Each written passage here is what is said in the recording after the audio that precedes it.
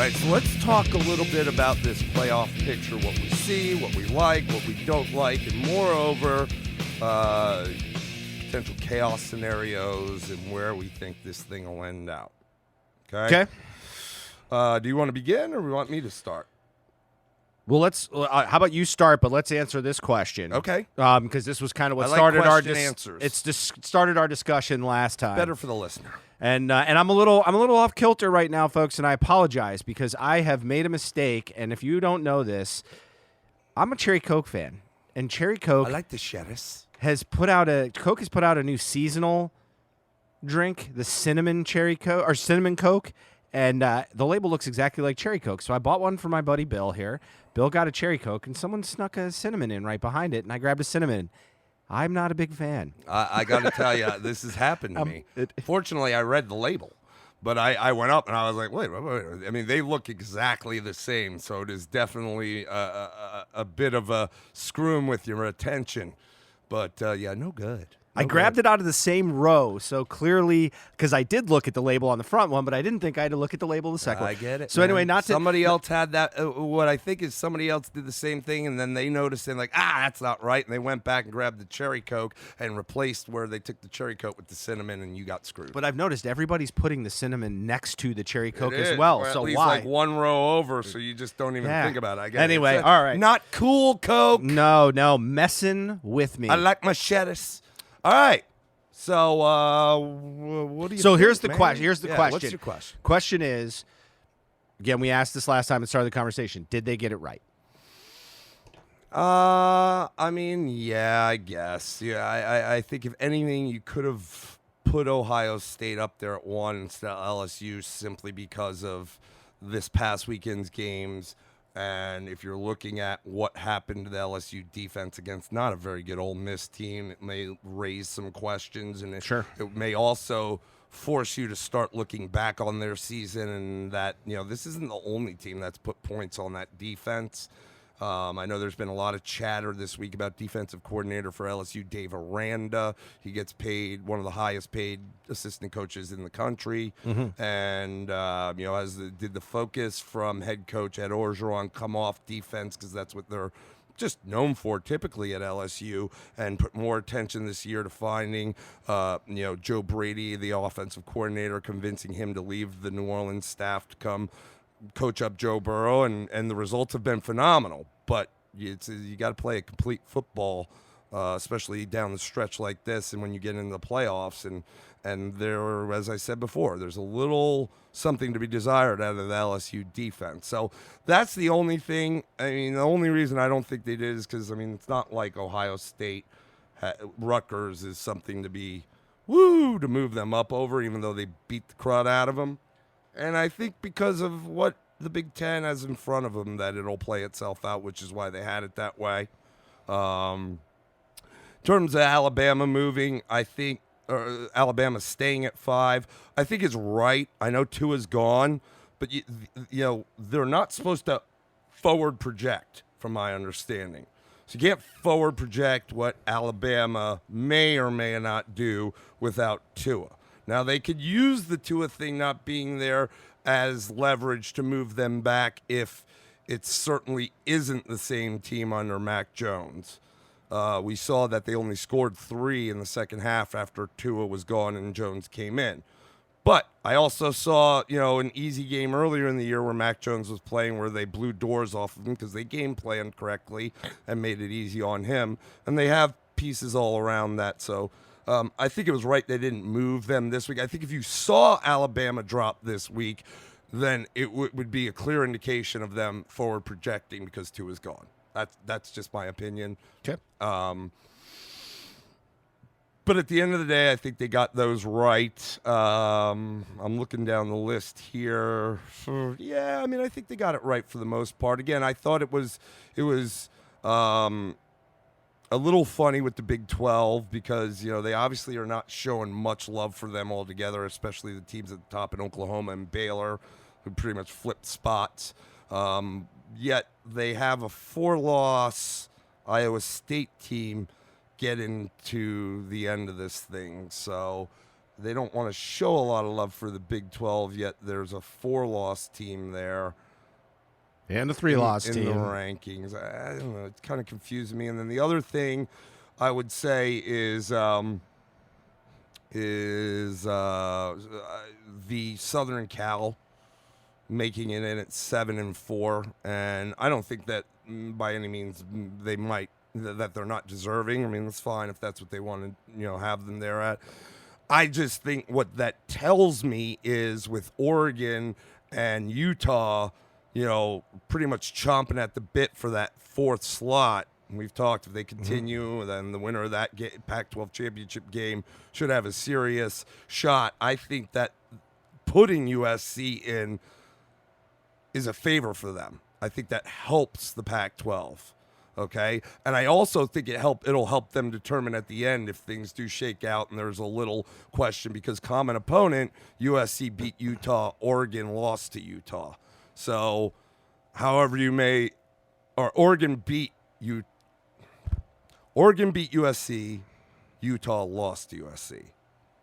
But the reason I want to make mention of that, I think that at 7-4, that having USC in anywhere of the top 25 is a bonus for the Pac-12 as they're trying to get in here, slide in at the end. Yeah, what's kind of interesting to me though is last week there were no 4-loss teams in there. There was 3-3-loss teams. The week before there was 1 3-loss team. Here's the interesting part. So USC, I'll say this about getting it right. I think they got it right from last week when I was kind of frustrated with what they did, but they got kind of there from the proverbial ass step from the elbow kind of thing. They went about it wrong. What it did tell me, one thing I'll give you a couple nuggets that I saw here. I think number one, it tells me they don't watch these games. Tell that. And here's where I'll tell you why. Minnesota was 17. Okay? Beat Penn State, jumped up to 8, and then lost to Iowa and only fell 2 spots. Do I think that's right? Yeah. But it tells me that you didn't watch this Minnesota team before that when you had them at 17. You watched them now because it's a big game and I got to watch. So, again, I go to, are you just going to now start watching? And then if I do, then I go, well, then why is Clemson not number 1? Because Clemson's played as good as anybody over the last couple of weeks. So it's stuff like that. I think they got that right. I have more questions at the back end, like you said. Like you're just talking about USC. So a 2-5 in-conference Arizona State team, 5-5 overall record. USC beats them, and that's the step that brings them into this? Like I struggle with that. Well, and more importantly, and you're ahead of App State, you're ahead of SMU. Yeah, because SMU's only loss is to a team ranked above them. Yeah. So it's a good loss, quote unquote, right? So that's why I think it's like there's more to it than this. You're right. I don't think they watch all the games, but I think they, it kind of goes back to week 1 when you're like you felt like they chickened out, the committee, and the way they put their rankings. It's almost like kind of that mantra here. I mean, like they're trying. It's almost like they're setting themselves up to help their decisions be easier down the line. Yep. And by putting a team like a 7-4 USC team, who is really not that great, to be honest with you, in the rankings is only telling me that they're trying to get that Pac-12 team in there, make their decision easier, but they're giving themselves a reason why those teams. Yeah. Why are they up? Well, because they have the USC is ranked in there, and it gives them another notch, another leverage point to answer for what they have coming down the pike. Yeah, and kind of going back to it's like people were saying Minnesota and Baylor are good. Watch the games, and here's my thing is I said last week I think both those teams would beat USC easily. Yeah, and I mean they're ranked ahead of them, but I don't think that you're right. It's not it's not as close as the rankings would show them. So, but here's the thing is what I look at. My argument last week was not that I felt like Minnesota was the best team in the Big Ten. My argument last week was not that Baylor's the best team in the Big 12. My argument was nobody's proven otherwise. So until then, now that Baylor and Minnesota have one loss, then the scrutiny of the eye test should certainly be at play here. Mm-hmm. And I'm fine with that. And here's the funny thing is, these guys had to jump significantly to become like recognizable, like once they won a game of value, and yet I see them lose, and neither one of them lost to, well, I guess Oklahoma's the best team at number 9. Baylor fell 1 spot. Minnesota only fell 2. So again, it's like, don't give me I'm hearing all this. We're putting these one-loss teams ahead of them because of the eye test. So you felt but like you with a show loss me you're like not that, watching yeah, it. with So a how's loss it the eye that test? Minnesota took after originally being undefeated at 17, making that huge jump, that maybe taking this loss like they did to Iowa should have tumbled them back a good ways to 17. If that's what how they really felt about that. Right, I agree. Right. I So agree. I don't know. Let me ask you a question now. Penn State comes in ranked number 8 at 9-1. Yep. Minnesota comes in ranked at 10 at 9-1. Mm-hmm. But just last week, Minnesota beat Penn State. Yep. How do you feel about that? Do you think that that's right, or that maybe it should be Minnesota at 8 and Penn State at 9 or 10?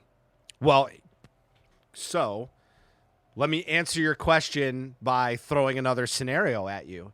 So that wouldn't have happened if you did what I did, right? Because the problem they had is they had Minnesota at 8 last week and they lost. Mm-hmm. So you have to drop them, right?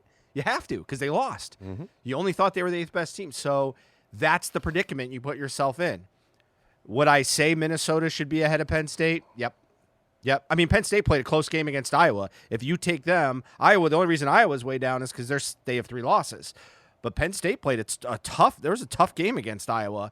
So, yeah, I would tell you, you can say, head-to-head matters, but this is my problem, why I kind of mentioned, and I use the BCS as an example, and I'm not saying the BCS as it stands right now is the right answer, but you've got to have some level of objective formula to solve problems like that. It's not. I'm fine with the eye test when everybody's 9-1. They try to use an objective look at this thing with all the metrics that they bring into play. But at the end of the day, and I've said it for the past couple weeks now, the bottom line will be eye test, and that's subjective. No, listen. Okay, but here's my thing: the eye test should be the last determiner. Okay, in my mind. And so where does the eye test come in? The eye test comes in when we have a bunch of Power 5 teams that have 1 loss. Okay? But there are some concrete ways you can solve that problem is record. All right? Then you can go to head-to-head opponents. You can do a lot of different things. From there, you can go to conference champions. Once you clear those objective hurdles, which are about, as I always love to quote my buddy Herm, you play to win the game. So if you win the game, the critical games, which a championship, right, would be a critical game, then the cards still fall and there's still questions, right? That's where the eye test comes in. But when we're letting the eye test supersede the whole concept of competitive sports, which is to win, that's where I kind of have a problem. And like you said, we've had this discussion is, does a 1-loss, forget Tua getting injured, but does a 1-loss Alabama team that doesn't play in their title game get in over if Georgia ends up losing to A&M and has 2 losses and wins the SEC? So let's talk Who about gets that. in? Let's talk about that. So Georgia slips up against A&M this week, loses, goes in, beats LSU in the SEC title game. Yep. Got to have one of those teams in there. So who is it? Who would between those 3? You got 3 sure. teams basically: LSU, Georgia, and Bama on the outside looking in, who won't play for it. If Georgia slips up against A&M, and again, this scenario is only if they slip up against A&M and they beat LSU, because quite frankly, if LSU wins out and wins the SEC championship, that's it. Okay. Right. Georgia will end up being out, I think, too, and Alabama. I honestly think that. But the whole narrative, especially right now, is, well, if LSU goes on undefeated and were to lose to Georgia in the SEC championship game, really, even if Georgia only has one loss, you could even say, but Georgia wins the SEC championship game, what do? You got to put Georgia in at one loss for sure in the SEC championship game. If they have two losses, though, do you? And then what happens to LSU? All right. So here's what I'll give you okay, so let's play that scenario out. All right, I'm going to ask you some questions. You give me answers, and I'll play it out. So can I assume Ohio State goes undefeated? Yes, let's do that for this. Can I assume that Clemson goes undefeated? Yes. All right, so I got my 1 and 2. Okay. All right. Can I assume that Utah and Oregon have one loss and play for the title, and the winner is one loss? Yes. Okay. Can I also, let's see, what else could I assume? Can I assume Oklahoma runs? I'll just pick Oklahoma. It could be Baylor. Either one. Can I assume one of those two runs the table? Sure. And wins their title game? Sure. SEC's left out. Okay. And here's so what. How do you see who are the teams we're saying Georgia beating LSU? I'm saying who goes in? You've got Clemson and Ohio State, the winner of the Oregon-Utah game. No, and from the SEC, who goes in? Nobody. The champ? Nope. No way that's going to happen. I didn't say it's going to happen, but you want to know, and here's the logic. And again, it's about having consistency in an inconsistent way. I agree with you. This will never happen. Okay. But so my that's reasoning what is you. this. This is your. Go ahead with your reasoning. This is what you think. So personally. it's record. Record matters. Record matters. Okay.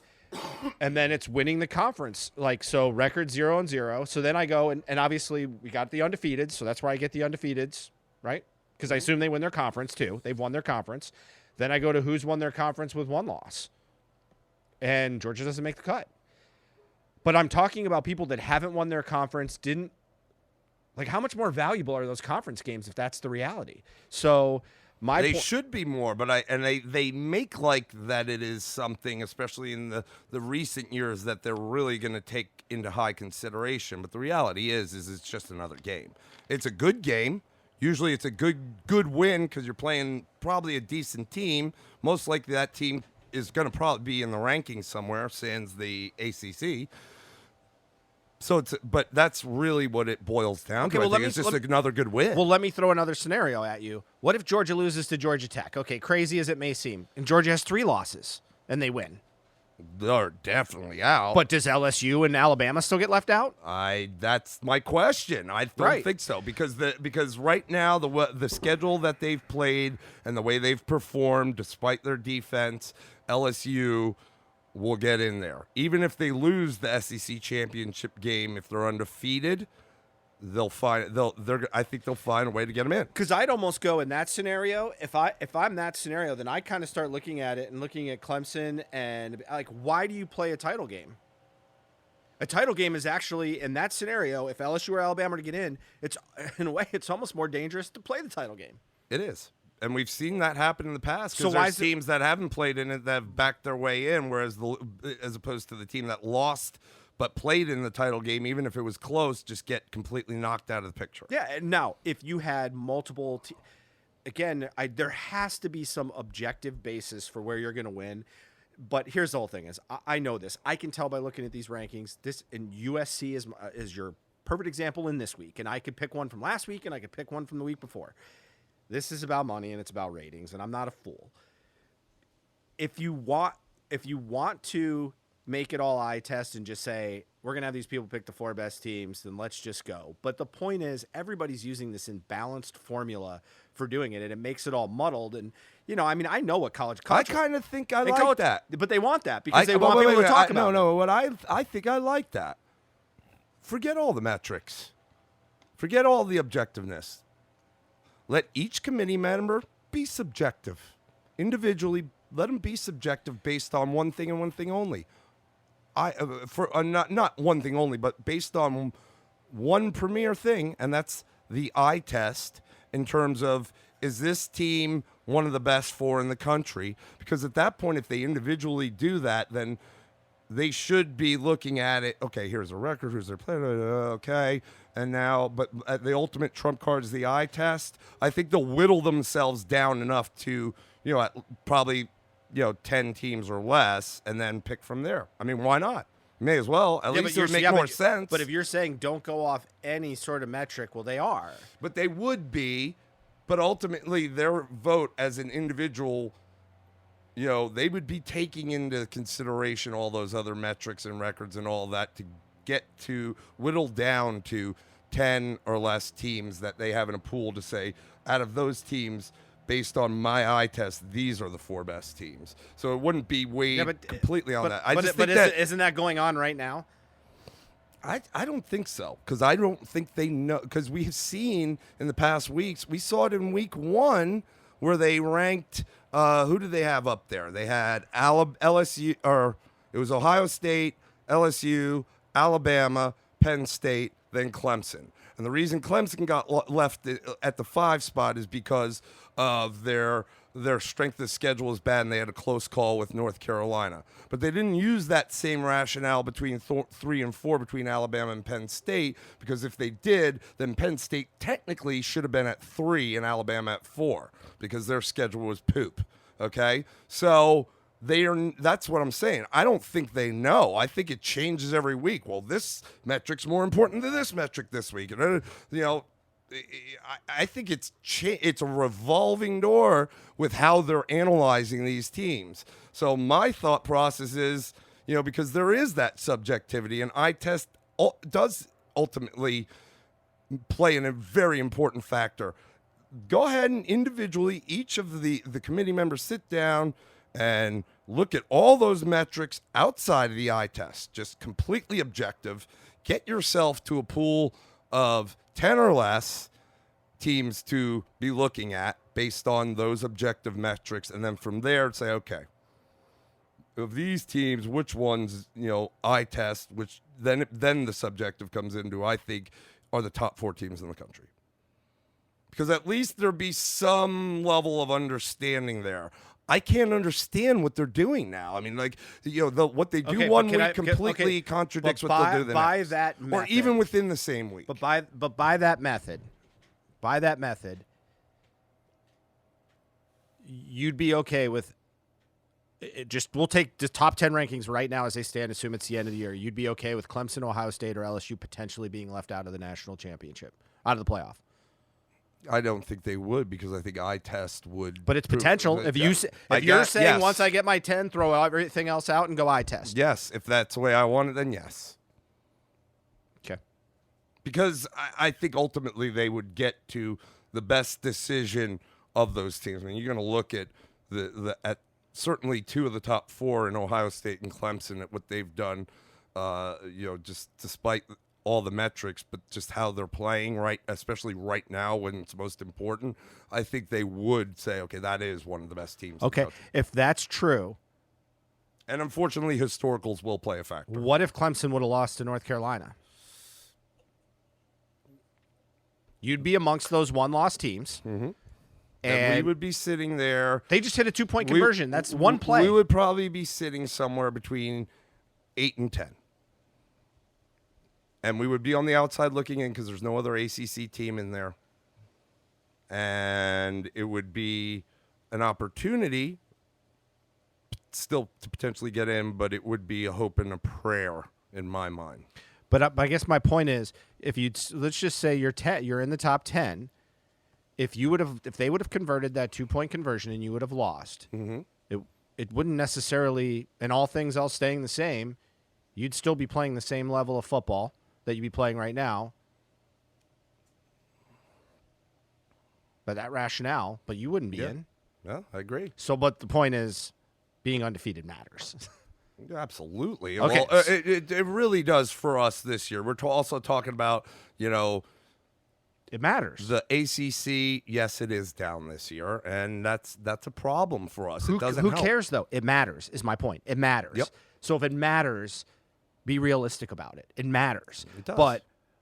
But here's going to be the I have no problem. The eye test has to be involved because we're only talking about 4 teams, and as of right now, we've already figured out, and it's actually already played out to this point, it wasn't even that it was going to be a guarantee now. Now it's actually there that there will not be 4 undefeated teams in the playoffs. So you are going to have a bunch of 9-1 teams. And that goes back to the question you had for me was, does a team with 2 losses get in there? And I look at it and go, there's got to be something that whittles this list down that comes down to winning on the field. It's got to. Winning on the field. Right. So I'm saying simply what that structure is can be debated. But at this point, there's got to be a structure. Like, I don't like the whole 11 people in a room. They can eye test and they can figure out however they want. Like, to me, I think college football should grow a pair and say, okay, here's the parameters for which we're gonna give them the flexibility, but we're not gonna give them carte blanche. They don't get to do whatever the hell they want. Like, certain things got to play out first. And everybody's saying, well, that's happening anyway. But the problem is, 1 year, this is going to bite them in the ass. Could it be this year? Yeah. Could it be next year? Yeah. Could be the year after that. Just like the BCS. Remember, everybody, oh, the BCS, well, at least we get to see 1 versus 2. And then all of a sudden, it was, 10, 12 years of that? And they're like, this isn't working. I don't like it. Because a team made it in that had, or didn't make it in that had no losses. And then it started creating this, well, we need to go to a playoff. And now what are we hearing now? We need to expand it. We need to go to 8 teams. So my point of this is, I just think when you look at this, that just use some objectivity where you can just simply say, look, you can bitch all you want, Georgia, when you got left out last year, but this is the formula. And when it came down to it, you missed the objective window to put yourself in the subjective conversation. I don't have a problem with the subjectivity. I don't. The problem with it is the unbalanced strength of each conference, or at least the perceived unbalanced strength. College football, NCAA created this. They created it. I'm just telling you what it is, man. You can't put a 1-loss Clemson that wins the ACC and or not question, I should say, a 1-loss Clemson that wins the ACC against an LSU team that goes undefeated but loses the SEC championship and has had an incredible season. You can't not question, does that ACC champ deserve to be in with 1 loss over a 1-loss LSU team that lost the SEC championship? It's just because of the balance of power between the conferences. It's just not apples to apples. It's just not. Unfortunately, I wish it were. Believe you me. I get what you're saying, but then it almost says, don't play conference games. It almost says it. Yeah, well, but it is that's not going to happen because that's why they're. Why won't it happen? Because one simple reason. Because that's what the conference. Money. Yeah, well, look, dude. Money. The conferences were created a long time before this and the BCS, and it's not about that. It's not. It's not about that. But do you understand that? And this is the whole thing. It is what it is. This is just fodder in my mind talking about it because it is what it is. But all this trying to make everything fair when all the rules and the structure are set up to make it all unfair. Man, life's not fair. Right. And that's what it is. So and that's look, my point. That's why it's all fodder. I don't want to dwell on the show last night, but I will say, if you watched it, I actually give tons of credit to Reese Davis because they bring on after the rankings the Oregon AD, who is the head of the chairman of the College Football Playoff Committee, and Reese asked him some very poignant questions with just a straight face. He was asking about the Tua thing, and they're like, yeah, Rob Mullins. He's like, oh, no, it wasn't considered. And he's like, okay, I understand that.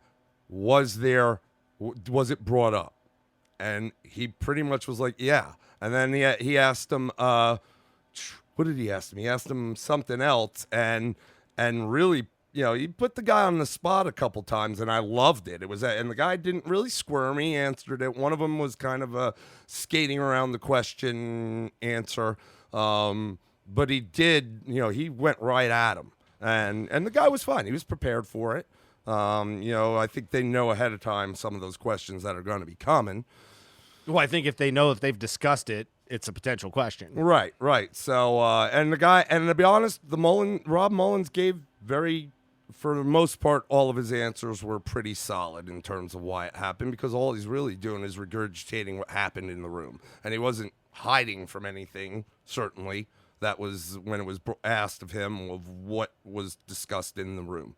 But that being said, there is obviously, from the media perspective, and Reese and the ESPN guys questioning him and then debating it afterwards, and from the committee perspective, we go back to, this is definitely not a complete and accurate science that they've got this thing down to. Mm-hmm. And, yes, there are a lot of factors still to come in and play. There's still a lot of season left. And yes, I do feel like that some of the things, at least from the outside looking in, that they've done with these rankings have been to set themselves up for easier decisions down the line. Mm-hmm.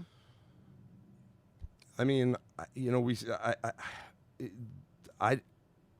I'm still for that. I think that even though that there's been most of the semifinal games in the playoffs to this point have been lopsided, mm-hmm. the semifinal games, but I do believe the top 2 teams have been in the championship, and I do believe the top 4 teams have been the right teams the past, what we're in 4, we're going in year 5.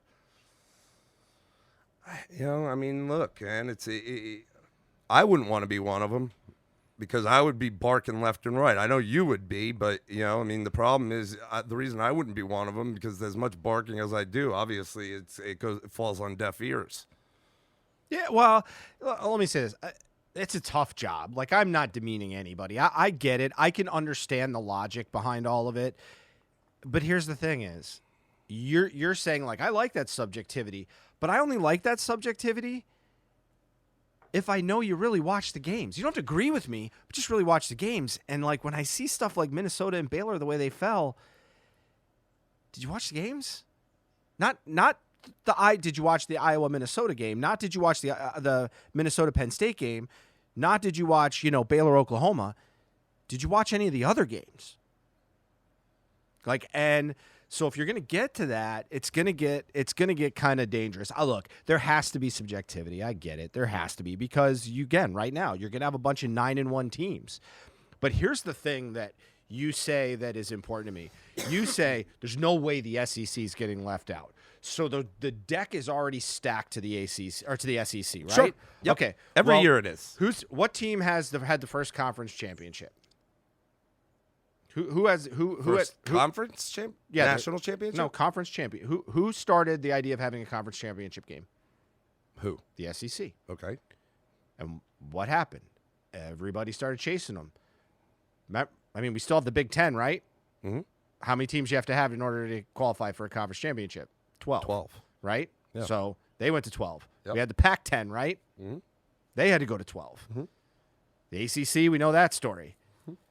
Then we know the Big 12 was the last one to come around and be willing to do that, only because... How many teams are in that conference? I think it's 11. 11. So that's why they have a 2. I think so, yeah. But they didn't, because they weren't unbalanced. So in order to get that... Yeah. Or maybe they have more than that. Notch, that metric in the fix, they incorporated a championship game into the Big 12. Let me verify that in the Big... Well, they got to have 12. 12, because they're called the Big 12. The Big 12. 1, but 2, 3, still, 4, they don't 5, have separate 6, conferences. 7, 8, 9, they 10. never had the separate divisions in the conference. They never had a championship game. They have 10. Do they? Yeah, that's weird. Okay, so anyway, here's my point. So the SEC got to set that standard, and everybody chased them. And you're talking about the imbalance, okay? So what were all these teams forced to do? They were forced to add teams. Then what did the SEC turn around and do? They looted the Big 12 and took 2 more teams, right? They took Missouri and A&M out of the Big 12 and stole them, and then made it a 14 super conference. So they're out there leading this game, poaching these teams. And I would say those are probably 2 of the stronger ads if you look at who everybody added. So then what happened? You had the Big 12 start to fall apart. There was worries about what would happen. Would the Big East die or would the Big 12 die? And the Big East died, and because the ACC poached them, and then the Big 10 poached them. And so that died. And then the Big 12 left scrambling. And now we've got a Big 12 that was generally a Southwestern conference, now has teams like West Virginia in it. Rutgers in Big Ten. Yeah, I mean, so you got, and even going as far north as Iowa State, Kansas, I can kind of understand those Kansas State because they were originals, but they had to go and poach another team. My point is, they stack the deck this way. The SEC wants to scream unfair, but they caused all of this. Everybody went scrambling to go chase teams. I mean, is really when we brought in Pitt and Syracuse and Louisville, were we really stacking powerhouse football teams? No, we were trying to stack them when we brought in Virginia Tech and Miami and Boston College. Not the Boston, but Virginia Tech and Miami were the teams that we thought we'd bring in to help improve. And it was, and because here was the reason. The SEC would always say when it came to the national title, well, you don't play a title game. So people were like, and again, remember Auburn getting bounced. Yep. So they created that animal. And yet now they're the biggest complainers of how it's all unfair. And I'm like, you created that. You created that. It's a good narrative. I want to go back a little bit, and I agree. I don't think these... And this cinnamon Coke sucks. I don't think these committee members do watch all the games. Maybe they probably can't. I think they can from when the first week rankings come out to the end. But everything preceding that, I don't think they watch all the games either. And I think they need to. I think they can. Well, I mean, remember, these guys have jobs. I know that. They have jobs. But if you take on this role, you got to have some sort of understanding that it's going to take a little time and effort, and that there's extra work that'll have to be put in to be one of these committee members. And if you look at Minnesota this year, I mean, I get it, they were undefeated going in, but let's be honest. South Dakota State, 28-21 victory. Fresno State, 38-35 victory. And that's not the Fresno State that was last year. That was really good. Georgia Southern, 35-32 victory. I mean, so they're not, like, super impressive there, man. Purdue, 38-31. So whether they watched the games or just looked at the final scores and some of the metrics, I can see why they did that. Was it warranted? I still think they were undefeated in a big conference. So you're proving my point. Because you're saying it's not, if you're going to say eye test, you got to use your eyes. You're using stats. And remember, like, let's use it this way. You and I do a little DFS, right? Yep. How many times, and one of our buddies that we listen to that's really good on the radio about this, what does he say all the time? If you're one of those fantasy guys that just looks at the box scores and picks your lineup, what are you going to do? You're going to lose. Right. And he's right because he wins. Give your money. And when we do that, we lose. Yep. And so he's right. And that's my point is. To analyze it much more. I know, and it's still hard. It's still hard. It's still hard. But it's fun. But it's my point is you can't call it the eye test if you're going to stay. Because okay, so if I look at the box score of these games, and I never watched like LSU play or any of that. Like I could look at LSU and I could start coming up with all those questions of like, man, they really score a lot of points, but man, when they give up a lot on defense. Or I could go look at Clemson and say, man, Clemson really shuts everybody down. But I could look at opponents and I look at records. You know what I mean? Like I could spin myself in circles with stats and never be accurate. We've said you could go down any wormhole with these metrics and poke holes in it. Yeah. So again, I go back to you have to decide what decides your national championship and have some level of standard behind it. Look, if you tell me from the eye test, I watch a lot of football. Do I think the SEC belongs with a representative? From a talent standpoint, yes. But I've seen less talented teams win championships than the team they played because they played a better game. Yep. Okay. Was Clemson, I'll let you're the fan, be honest. Do you think Clemson would be on average if they played 10 times what did you win by 32 points? Are you a 32-point more talented team than Alabama? Are you going to beat them by 32 points out of 10 times? No, I will probably beat them maybe a couple, 3 times by that. Okay. Is it possible, though, you could also lose to Alabama? Absolutely. Okay, so if you could lose to Alabama, it means that on any given Saturday, which is what we love about this. Anybody can beat anybody. So my point is, it doesn't. You ultimately prove it on the field. So it's that idea of like, prove it on the field. Prove it on the field. I want to keep as many things objective as I can. So when I get to the eye test, one, I'm zeroing in on a smaller segment of teams that I'm where you're really starting to overanalyze. Because like you said, again, go back to fantasy. How many times you go, oh man, I got this guy on the bench and he's pretty good, but he's not as good as that guy, but he's got a really good matchup. You start to mess with yourself, right? The more paralysis from overanalysis. Exactly. And you get that group, the bigger that group gets, the more you're going to start doing it. And then you start doing and how many times have you walked yourself through and go, but that team really beat up on that team. But then they played this, like Georgia, they lost to South Carolina. South Carolina sucks. Alabama, though, at least they lost to LSU, and it was relatively close. But then you're going to go, well, Georgia is going to be in the title game, and that's going to matter. Like, you can spin yourself in circles over this stuff. So my point is, shrink down the group that you're going to be analyzing and call the rest. Look, you got to do what you got to do. You got to win. Yep. Okay, so let's go with another chaos scenario. Just like last week, we talked about chaos scenarios with the SEC and with the Big Ten, and really that's it. Because the Pac-12 either Utah and Oregon handle its business, and one of those teams has a shot at the end. And if either of them doesn't in any way, shape, or form leading up to it, that I think is going to put the Pac-12 out of it. Yeah. The ACC is the same way. Clemson's just got to handle its business, and the Big 12, they're already on the outside looking in, so they have to handle their business in a big way and then hope and pray some things happen in front of them that they might get a look. So that's why I'm zeroing in on chaos scenarios with the SEC and the Big Ten. So let's go Big Ten, okay? Because you've got Penn State, Ohio State this weekend. Ohio State hasn't had a formidable opponent at all this year, and this is the first big one, okay? And then you got Minnesota playing Wisconsin.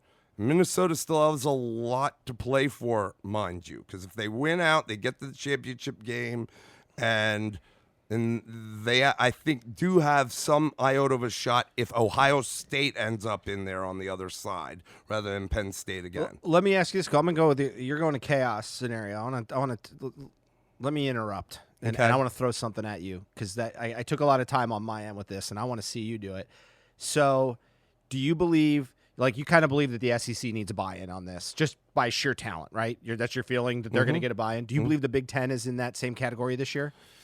Yes, okay. I do. Okay. Because of the fact that they've got, let's see, you've got Ohio State at 2, so that's one team. Penn State at 8, that's 2. Minnesota at 10, that's 3. That's 3 Big Ten teams in the top 10. Then right behind that, you've got a 4th Big Ten team in Wisconsin at 12, a 5th Big Ten team in Michigan at 14, a 6th Big Ten team at in 19. Iowa at 17. Oh, 17, sorry. Okay. And no, that's Big 12. So you've got, what did I say, 7? Yeah, I mean, there's a lot of Big Ten teams in this ranking, and they're all in the top 15. Okay. So that tells me that at some point or another, unless everybody absolutely dominates everybody and things get complete messed up, Ohio State, Penn State, and Minnesota are the 3 teams I think that have a shot to get in there. But I do believe one of them will be in. All right, here's a simple one. Wisconsin can beat Minnesota next week, and they'll be in the title game. Yep. They beat Ohio State or Penn State, likely Ohio State. It's the same scenario. Mm-hmm. So you think that team? So who gets the bid there? Do they get the same kind of look as the? Not the same as the SEC, but definitely more than the other conferences, and damn close to the SEC for this year. Okay, but with your scenario, I mean, dude, I honestly think that is the best scenario for the Buckeyes because then it comes to that championship game doesn't matter. I think if a 2-loss Wisconsin beat an undefeated Ohio State in the championship game, I don't think Wisconsin's getting in, but I do think there's a good chance that Ohio State slides in at 4. Okay, so now let me give you the conundrum for the committee. If that happens, okay, let's just say the same scenario plays out We're doubling up in, here. in the SEC.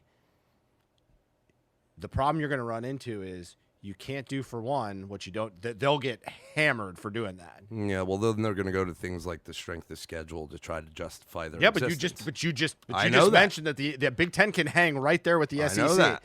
So But is that schedule is an Ohio State schedule and what they've done and losing in the championship game, is that still more than an LSU doing what they've done with their schedule and losing in their championship? Well, no, but here's my point is.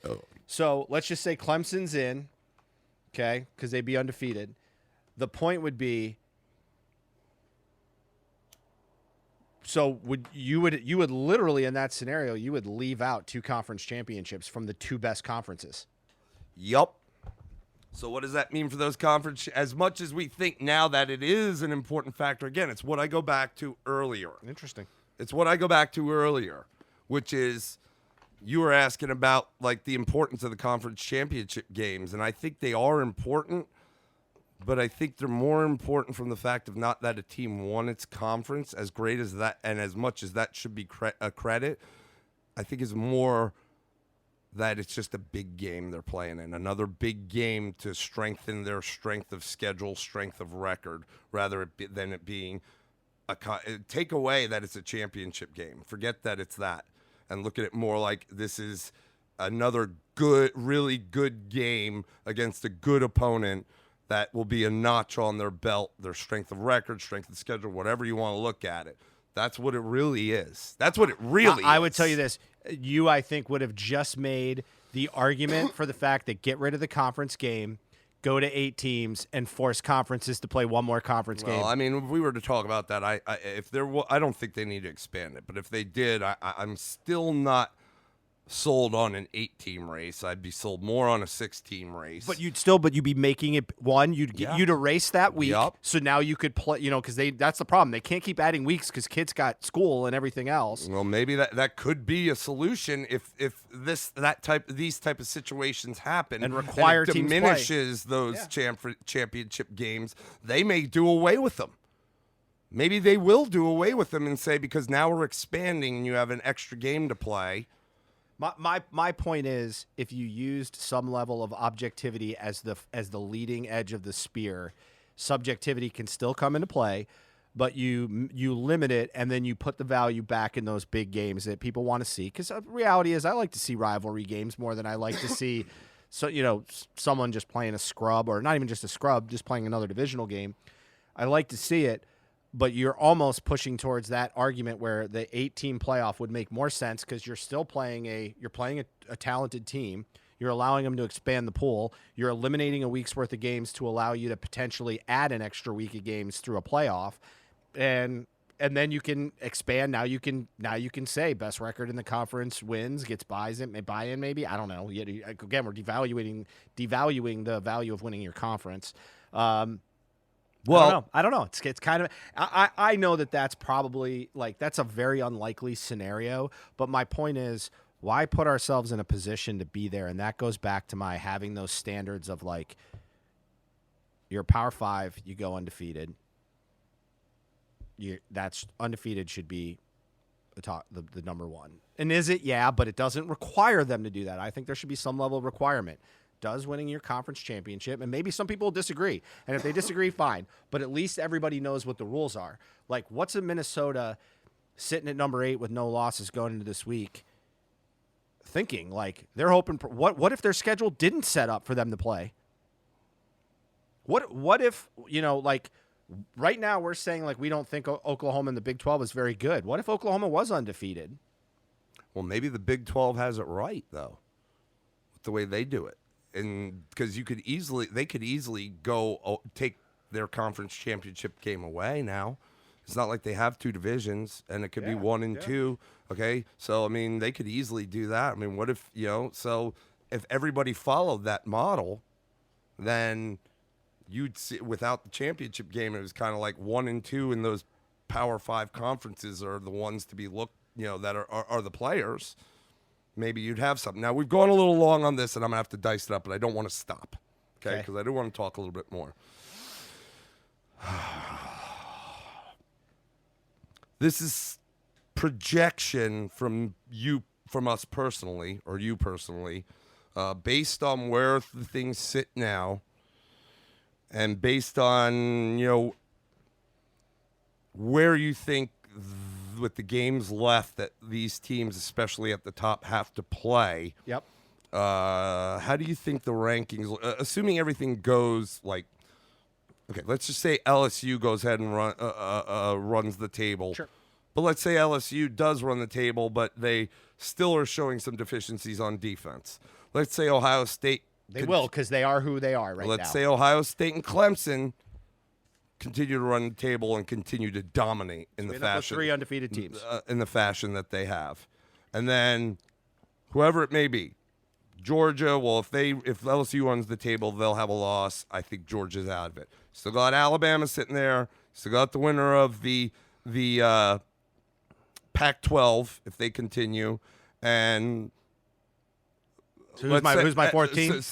And say you could consider the Big 12 in the sense of Oklahoma and Baylor if they meet in the Pac-12. You might have them as a consideration, because if, like I said, if it goes like it is, Penn State and Ohio State runs the table, Penn State loses, I think they're done.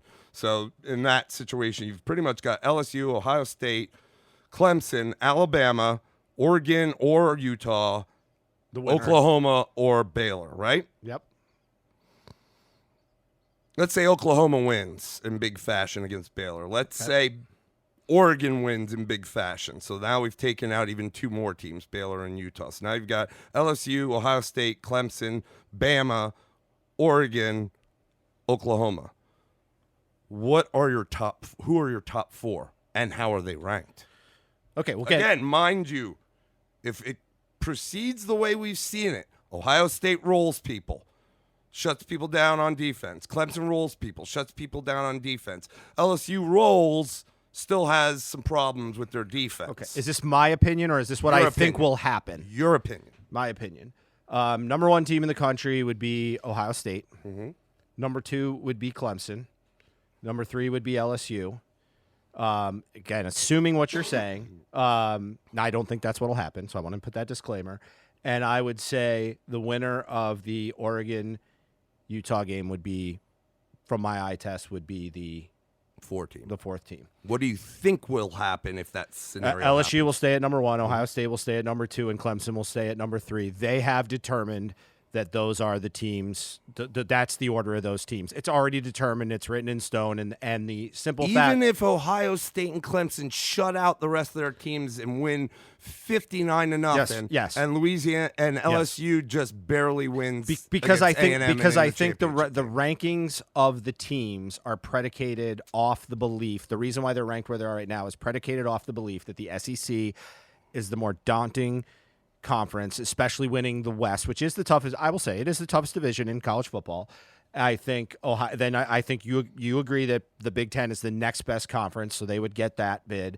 And I think again, Clemson, just going off the fact that they're undefeated and still smashing teams, even though their conference is bad, it would be number 3. And then I look at it and I don't. You're gonna lose the argument of the Alabama being 1 loss. And let's not kid ourselves. If we're going to the eye test, Alabama's not one of the top 4 teams in the country without Tua. Mm-hmm. So that's going to come into play. Yep. I think you've got you. And I think it's fine that it comes into play as long as that. Well, it should based off the logic they're talking about. Right. I mean, I don't think it would be right this week, but that for these rankings. But moving forward, now they can use that as a crutch. Yeah. Well, and I don't even think it's a crutch in this sense. You would have 2 1-loss conference championship teams in that scenario that would contend with them, whereas a team that didn't play, and then if you say eye test, could they battle with them? Their defense, Alabama's defense hasn't been the defense, and now they don't have their quarterback. Let me put it to you this way: if you were looking at eye test, you'd be like, I don't think they could beat one of those 4 teams. If I took the top 8 teams, I could tell you that I would feel there is a possibility that anyone in the top 8 right now could win a title. The likelihood is not there, but they could. Because again, we play the games. Veritably in the top 10. Because I would say if we were looking at best teams, I would also say that Georgia should never have lost to South Carolina. So I mean, and I could talk that loss away. Penn State. or Minnesota, you could argue their losses. You could. I'm not, but they play the games, right? So that's what the determiner is. You could argue Utah losing to Southern Cal. Yeah.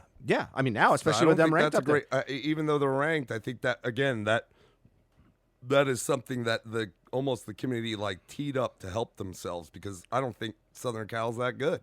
And I think that's a bad loss. It is, but is a bad loss and some good wins better than a good loss and a bunch of weak wins? Because that's Alabama's problem right now. Right. It's the Well, only the way I mean, if you have a bad loss, the only way to offset that or to justify it is to say, hey, but I have these big good wins on my schedule. Okay. All right. So let me pose it right back to you. What do you think it should be, and then what do you think will happen in that scenario? I gotta be honest. I'm pretty on point with you. I think what I think it should be is Ohio State, Clemson, LSU 3, and the winner of the Pac-12 4. Or I could flip flop that. I mean, I guess not. If LSU wins, then yeah, you got to put them in there at above 4. What I think will happen, I could see Ohio State if LSU does struggle. On defense in particular, I could see both Ohio State and Clemson moving in front of them. Yep. I definitely could see the playoff committee doing that, because now you're getting down to the nitty gritty, and they will have to nitpick with those top 4 a little, or more over the top 2, 3. They'll have to nitpick in terms of jostling for position, who's where, because then it matters. I hate to say, but you kept saying ratings, but they don't just want the 4 best teams. They want to make sure they have good matchups in that semifinals. And, as a Clemson fan, the one team right now I wouldn't want to face is Ohio State. Yet that's what's lining up to be in the first round. Yep. That's the team I would rather face them for all the marbles than in the first round, because I think LSU is a great story. I think both Ohio State and Clemson have a really good shot, if not should be favored. Same with Georgia, Alabama, or either of the Pac-12 teams. I just think in terms of Alabama, it's, I hate to say it, its story is pretty much almost written for them. Georgia, I think, has a really great shot. I just don't know if they could keep up with the explosive offenses of the other teams.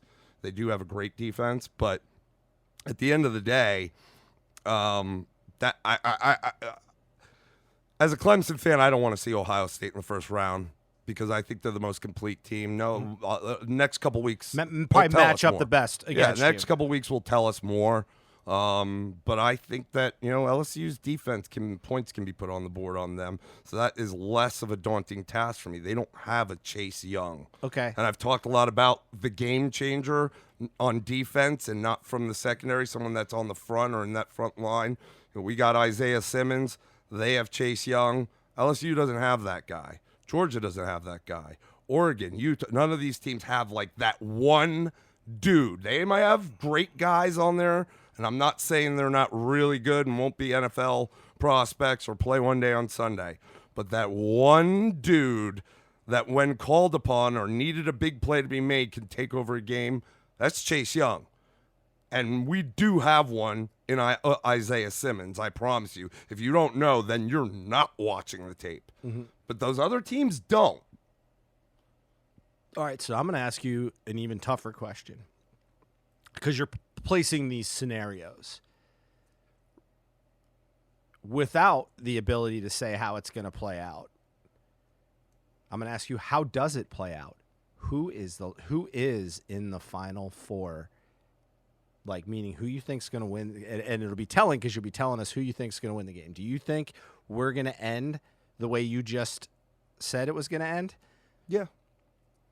In terms of where they are in the 4, or just the 4 themselves? The 4. Who do you think the 4 are going to be? I think it's going to be Ohio State and Clemson.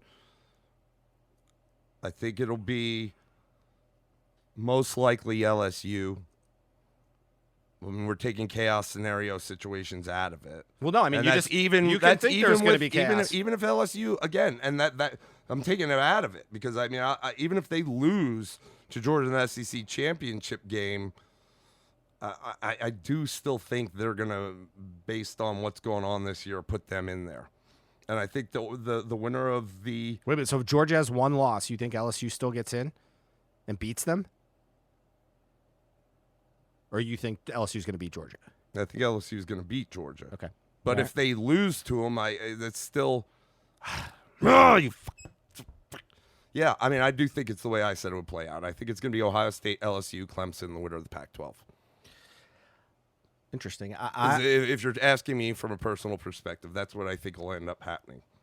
But you've said it a lot of times during this cast too. Anything can happen on Saturdays. I think what's going to happen, if I had to, and I'm having to predict everything with this. I think it's going to be Ohio State number 1, Clemson number 2, Georgia number 3, and it's going to be this one. I'm a little tough on. It's the winner of this game. I think Utah is going to beat Oregon. Very well could. I think those could be your 4 teams. Yeah, very well could. And you'd think that's Georgia winning the SEC championship, and then LSU, after all they've done, is out. Look, I understand Georgia can lose, but here's my thing: the defense for Georgia is going to. They'll slow down. Well, I look at it. Let me just say this. I look at what Auburn and LSU did with each other, right? Yeah. And I think Georgia's a more complete defense. They are. They may not. And they can run the ball a hell of a lot better. But yes, and they'll have an experienced quarterback. And they'll slow them down. That's for certain. That was only a 3-point game. If LSU loses that game to Georgia, I think it's going to be. I think a lot rides on what LSU does against A&M these next couple weeks, but more so against A&M because they have Arkansas. Yeah. But what do they have? But against A&M, well, Arkansas too, because Ole Miss is not great, and they were still able to score points and move on that defense. So that can definitely come into play. But more so what they do against A&M, because if that defense doesn't show up against a team like that and they struggle and let them put points on the board, and then they go in the championship game and Georgia wins. Yeah, oh wow, LSU's great season, but down the stretch here, what's happened to their defense is they might start to be like, hey, that offense is great, but Oregon's offense is pretty good, Utah's offense is pretty good. Whoever wins that game, but they have defenses I think that are more solid than LSU. So LSU's out. That's what I think is going to actually happen. As opposed to if this scenario happens and this scenario happens. I'd love it because then what you said means we get Georgia in the first round. That I like. Not only do I want to take it, that's an old school rivalry. The schools are close. We're rekindling that matchup in a few years. But I think I think they have a great defense. I think Georgia's great. I just don't think they're able to hang with us offensively. They can slow us down maybe much more than other teams, but they won't hold us down a whole game. They just won't. And from a defensive perspective, we'll be getting crazy on them. If that scenario is to happen, what would be kind of interesting is I would think Ohio State would take the East Coast game because they want the Utah fans to have to travel. Mm-hmm. Or the Oregon. And so the you Southeastern schools would be out in Arizona. West. Yep. Yeah, it would be interesting. What about this? What if it was Ohio State, Clemson, Georgia, and LSU loses the game but still gets in at 4? Okay? So that happens, right? So we play Georgia. They go out west. We win. We beat Georgia. Ohio State plays LSU. They beat LSU. So no SEC teams in the championship game after all the love and all the pump and all the I know we're like, let's see if there's a scenario leading into this that makes them squirm. I think that could make them squirm just as much if they get there and then all of a sudden both teams they have half of the teams in the college football playoff, yet neither shows up in the championship game. I don't know what it is. You are hating on the SEC. Well, I just think I think here's the thing. I look at Ohio State and Clemson, and while they haven't always played, Clemson maybe more so, Ohio State's played very complete. Clemson has had some games where they didn't perform. Really one really big game, but had some games where they didn't perform to expectation, and I don't think the expectations have always been very fair or legit. But, you can argue the UNC game, certainly, because it was a close game that you could have lost. But you mentioned on both sides of the ball, you're the most complete team. The SEC teams, Alabama and LSU have the same problems. It's defense. Now Alabama has the problem of their passing game, which is the most prolific part of their team, is significantly hindered by not having Tua. So that's that. And I look at Georgia, and we've talked about it. Georgia's got to be able to pass the ball. They're great defense, but it's that I look at it and I go, when you can all year long, you could talk about how offensive the game has become, but when you look at when it comes down to heavyweights playing each other, it's who plays better defense. Mm-hmm. And we've seen the narrative of teams like Oklahoma, who are the most prolific offenses in the country, but their defense is not so much. Go into these games thinking, and the media, they deserve it. They have a definite shot because they'll just outscore you. It doesn't matter if their defense is that great or not. How's that worked out? Yep. Not so much. Well, and I look at Alabama and I look at LSU, and it's not like it was a high scoring game because these two teams' offenses just came to play. We've seen them both get scored on in good chunks. Yep. They might have blown teams out because their offenses is so explosive, but it's not like we've seen them winning games 49-3 over everybody else. They're not. They're, again, LSU, a perfect example. They blew out Ole Miss, but Ole Miss still threw up 37 points? Yeah. Or 32 points or whatever 38. It was? 38. So I guess my point is this. I think when it comes down to that, and I think in a championship level game like Georgia versus LSU,